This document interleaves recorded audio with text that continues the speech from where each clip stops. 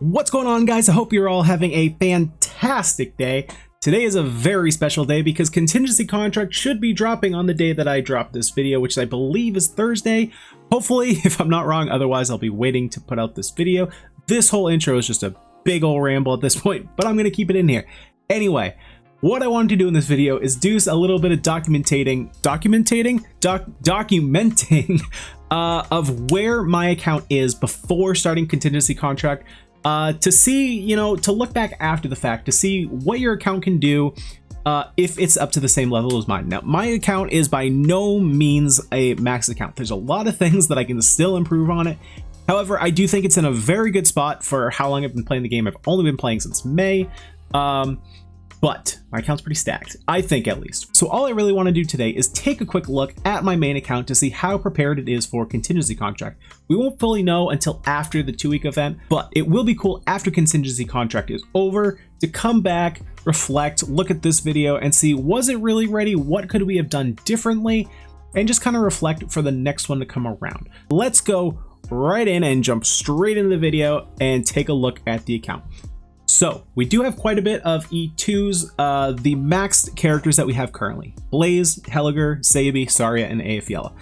Unfortunately, a couple of these we won't be taking. HEYYYO and HEYYYO are not going to be coming with us because there is a risk 3, I believe, for no medics and no casters. So unfortunately, our casters are not coming with.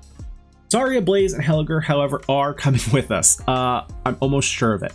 So luckily, our Blaze is already done. Now, for all these operators, I'm not including potential. Of course, they could be maxed if we had potential 6.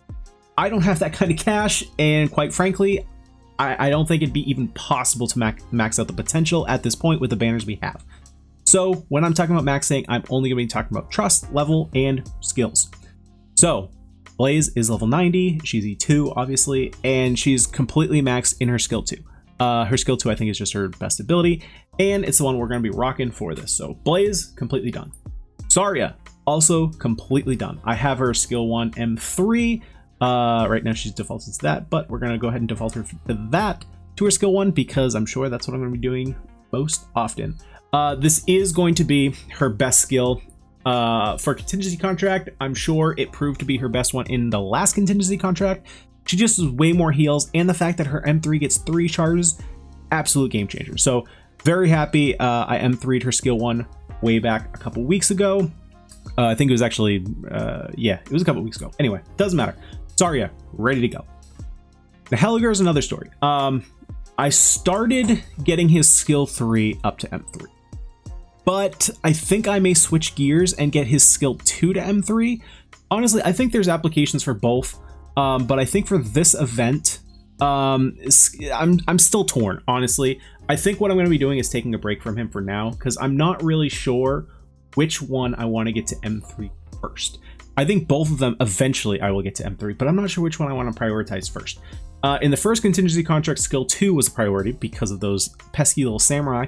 However, this time I don't know exactly what he's going to be blocking. I'm guessing it's mages, but if that's the case, chances to attack twice is nice. The physical dodge isn't really doing anything, so I kind of want to see what's going on with the map before I go and dump a bunch of material into him. Let's see. So next up on our list, HEYYYO, I don't believe I will be bringing, so I'm not too worried about her. Chen, honestly, I'm kind of gonna leave where she is. I don't think the additional 40 levels are really gonna matter too much.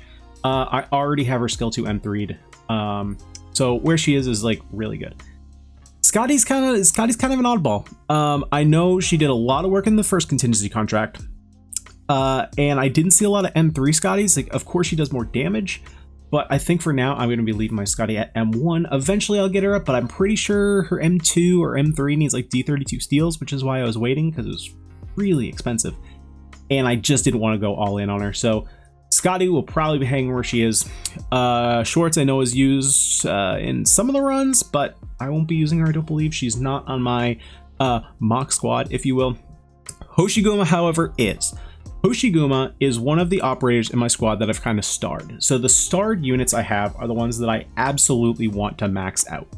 So Hoshiguma is one of the units that I will be leveling to level 90, and I will be going over, once I go over all of these units, what it is that I'm going to need in order to level up units like I want, So in this case, Hoshiguma, I will be getting her to level 90. Her skill 3 is already M3. I literally just did that yesterday. I'm recording this Tuesday night, so I literally just did it Monday. So she is ready to go. Haven't ever really even used my Hoshiguma, so she's already going to be starting like straight at her max. Now, Neon is the other one. So my defense core is going to consist of Saria, Hoshiguma, and Neon. So Neon, I will be getting up to 90. I did start M3ing her skill 2, thinking that like the silence and the extra arts damage was going to be important. The more I think about it, I think actually her skill 3 is going to be more important to M3 because it does increase the defense of all the nearby operators, and it gives them an extra block, and it gives them a status resist. Like, I think this is overall going to be better. It does get her attack up. It's not arts damage. Either way, I'm probably going to end up M3ing this eventually. It's already on its way to M2, as you can see. But I think I'm going to be switching gears to Neon.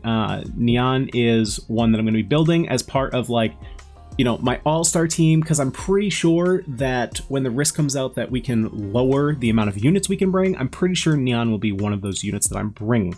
So because of that, I will be working on maxing out my Neon. Angelina's taking a side seat. Now, Silver Ash. I know a lot of people use Silver Ash, and I think this is one that I'm going to wait on before I pump any more material into. He's already skill 3 M3, so I don't have to worry about that. If anything, it's just going to be getting him some levels up, which really is not going to be that expensive. So if I need a little bit more damage out of him, I will level him up. But for right now, I'm perfectly content leaving him where he is. Okay, so I actually just realized that I had this on rarity versus level, so we're gonna go by level instead. Some of the other operators that I'm using that are max. Lapland, my Lapland is max. She's max level. She's skill 2 and 3. She's coming with me. She's on my main squad. I'll be going over who's on my main squad right after this. Feeder is also max. She's also level 80. Skill 1 M3. Done. We're good there. Spectre is a weird one. So I noticed from the CN numbers that her usage went down really far. Now I'm surprised because the amount of healing that you can bring is pretty low. If you're taking the no healers option or no medics option, I would think you would want to prioritize units who can heal themselves. So Spectre over Blaze, but a lot more people are using Blaze. So I have a feeling that Spectre won't be coming with me, but if she does, I'm pretty sure that I won't need her skill M3'd. Hope not, because I really don't want to do that, because I don't think it actually gives you that much M3, which is why I think it's actually where it is. So we kind of reversed all this. Broca's not coming with me. Manticore is kind of cool. If I need her, she's there, but I don't intend to bring her initially. Texas is definitely not coming with me. I do have other plans in mind for my Vanguards. These guys are literally only E2 for the base stats. Myrtle is for sure coming with me. I did make sure to M3 her skill 1. Normally when I'm playing, I use her skill 2. However, for this event, I want to prioritize exploding my team out. And yes, you know, I was thinking, like, because I'm not bringing medics, maybe I want to prioritize the heal, but I think because of where I'm going to be placing her, well, actually it doesn't even matter where I'm placing her, but because she's basically there just to explode, you know, I really don't need her to do anything else. The fact that this is only an 8-second timer, and the fact that it only takes 22 seconds to charge versus 27, I think this is way more important to get up. So that's where I'm at with Myrtle. I have no reason to level her up because she's literally everything I need her for is maxed. Her potential's maxed, her skill 1 is maxed, and her talent is maxed. That's all I care about. So Siege. Siege is an interesting one. Siege was very high in terms of usage. However, I think that she was high because a lot of people did not have Bagpipe. So instead of Siege, because Siege is very good, if you do have her and you don't have Bagpipe or you won't be getting her, I do suggest E2ing her. I think that this attack and defense is really not going to be helpful because you're not going to be using a lot of Vanguards, I don't believe. Like, you could be, and that would be helpful. I will be getting Bagpipe day 1.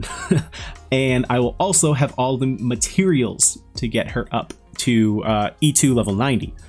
So because of that, my 2 Vanguards are going to be Myrtle and Bagpipe. And then as far as everyone else, the only other operators that I really think I need to worry about are Neural Neural is a potential one to bring just because she's another healer that is not a medic.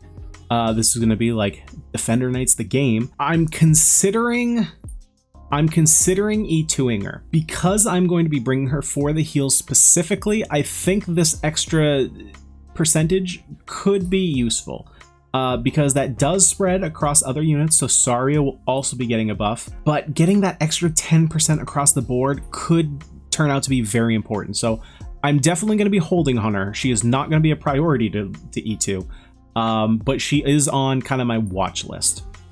The other one on the watch list is Project Red. Now, I don't believe that I need to E2 her.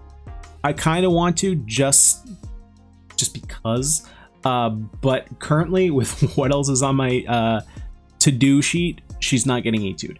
I don't think it'll be necessary. I think she's literally going to be in just to get the stun and then pull her out. I don't think that the slight bit of extra damage from E2ing her and getting her max will be worth it at all. She's on my watch list though. As far as everyone else, I really don't think that there's anyone else that I'm going to be bringing. But since this is a kind of an account showcase and I don't believe I've showed my account on this channel yet, I will kind of go through. So I do have everyone Elite 1, level 55, and that's because that's the highest level that my 3 stars could get. Obviously the 2 stars can't get that high, but I don't know. It seemed like a good kind of minimum point. So everyone is at least E155. Everyone is also 200% trust, almost. I think there's a couple operators, but they're very close to 200. Do I need to get them to 200? No, 100 is just fine.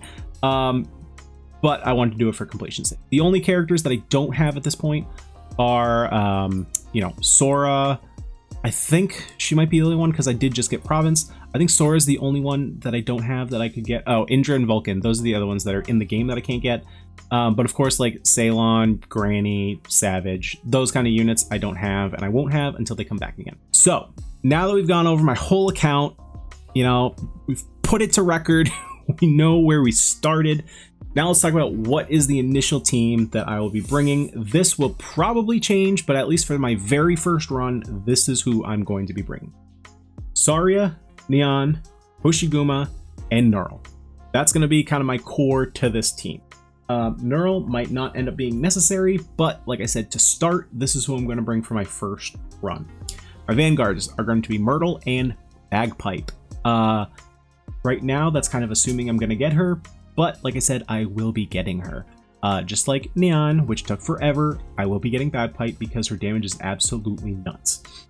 For our damage dealers, Blaze, Helliger, and Lapland. Those are the 3 that I'm starting with. Blaze may not be coming Spectre, but I have a feeling that the damage is going to be more relevant from Blaze. We have Feeder as our pusher, and finally Project Red because I kind of had a flex spot, at least to start, and I think that Project Red is the safest flex spot. Now, in terms of my core that I believe I'll be bringing when the deployment limit goes down, I think it goes to 5. I'm going to be starting with Saria, Neon, Hoshiguma, Bagpipe, and Fear. So, because those are the core 5, I'm going to be focused on maxing those characters. Feeder is already maxed. Saria is already maxed. So, the 3 that I need to focus on are Neon, Hoshiguma, and Bagpipe. So, I have this all figured out. I literally did this on paper. I know it's a boomer thing to do. I don't have an Excel spreadsheet, but for me, it makes way more sense to write this down on paper. So the 2 that I already have, Neon and Hoshiguma, it's really not going to take that much to max them out.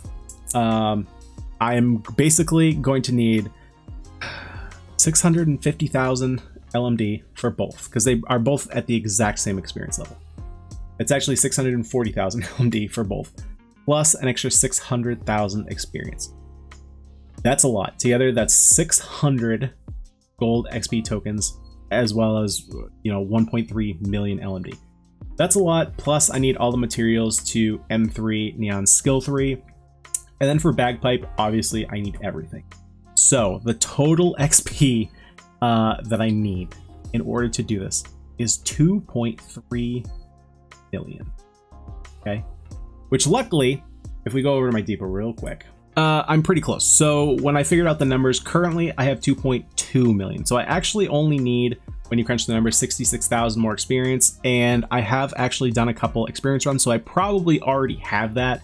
I did do a couple runs after my stream tonight. So I probably already have that experience. So basically I can stop farming experience for now. In terms of LMD, I am way further off. I need 2.6 million. I'm only at 1.6. So I'm going to be doing a lot of farming for this. Basically what I figured out was that it's like 969,000 LMD I need just for the 3 that I want to max, which comes down to be 130 level 5 cargo runs. Which comes out to be 3,900 sanity or 29 refresh. That's quite a bit. It's completely doable. You know, I've done it in the past, and turns out that I have just enough Originite Prime. So on top of all that, I need to farm the stuff to get their skills mastered, which is probably going to come close to using all my Originite Prime, but so, you know, overall, those are kind of my goals going into Contingency Contract. Honestly, this was more of like a, you know, almost like a diary, like for me, for after Contingency Contract. I don't know how entertaining this has been to you guys. I don't know if anyone will even watch this, but, you know, this is just kind of so that I can look back and reflect, were my goals accurate going into this? What things could I have changed? What could I have foreseen that was a little bit different? Just so I can get my thoughts out there and something like tangible that I can reflect to after the fact. But that's going to do it for today's video, guys. I hope you guys did enjoy. Let me know down in the comments. Was a video like this kind of interesting to see my account before Contingency Contracts? That way we can reflect after. Maybe you can't even tell until we do the reflection video. But let me know down in the comments what you think. And one more time, guys, just a quick reminder, go ahead and click that subscribe button.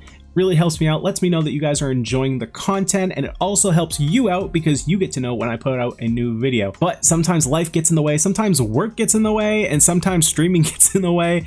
You know, it's a new lifestyle that I'm trying to juggle here. I'm trying to do my best to keep up making content for you guys. And speaking of streaming, if you haven't already, go ahead and follow my Twitch stream, twitch.tv/xjazz207. I will be streaming way more frequently. I hope. I'm going to try to be streaming more frequently once Contingency Contract starts. I do normally stream Monday, Wednesday, Friday around 8 p.m. EST, but we're going to make a little exception for Contingency Contract. I'm going to try and do more because there is going to be stuff to do every day, and I know you guys want to get your hands on all the Contingency Contract content you can get your grubby little hands on. So that's going to do it for me today, guys. I hope you guys did enjoy. I will see you guys in the next one or over on my Twitch stream. Peace!